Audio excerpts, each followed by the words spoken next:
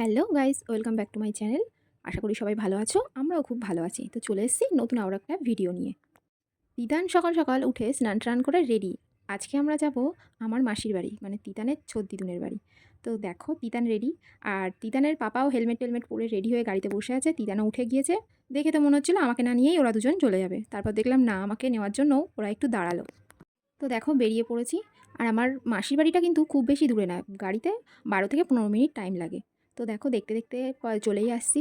প্রায় কিছুক্ষণের মধ্যেই আমরা পৌঁছে গেছি আমার মাসির বাড়ি। আর তিতান তো যেখানেই যাবে সেখানেই দুষ্টুমি, তো গিয়ে পরে দুষ্টুমি শুরু করে দিয়েছে। কোথায় কী আছে সেসব খুঁজে বার করা হয়ে গেছে।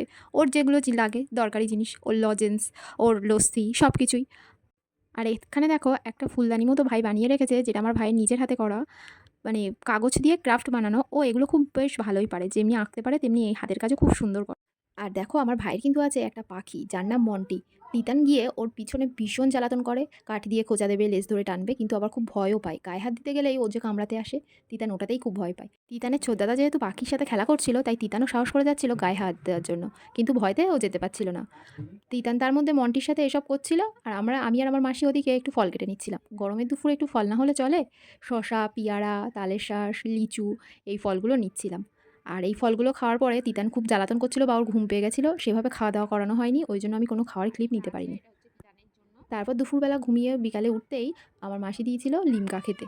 আর তিতান দেখো এগুলো খেতে তো খুবই ভালোবাসে। ও কেমন বসে বসে খাচ্ছে, ওকে যতটা পারি না দেওয়ার চেষ্টা করি, কিন্তু মাঝে মাঝে তাও ওকে দিতে হয়, মানে এতটাই বায়না করে। ওটা খাওয়ার পরে মাসি আবার বানিয়েছিল আমাদের জন্য চা। আর আমার মাসি কিন্তু চাটা খুব সুন্দরই বানায়, তোমরা দেখেই নিশ্চয়ই বুঝতে পারছো যে চাটা কিন্তু খুব দারুণ টেস্ট হয়েছে খেতে। আর এদিকে তিতানের ছোদ্দাদা তিতানের জন্য এনেছিল চাউমিন। যেহেতু তিতান দুপুরবেলা ভালো করে ভাত টাত খাইনি, চাউমিনটা শুধু তিতানের জন্য না, আমাদের সবার জন্যই ছিল। তো আমরা চাউমিন খাওয়া দাওয়া করে তারপর বেশ খানিকক্ষণের মধ্যে আমরা বেরিয়ে পড়েছিলাম বাড়ির জন্য, কারণ রাতে আমাদের আরেকটা জায়গায় ইনভাইট ছিল তাই। তো আজ এইটুকুই, টাটা।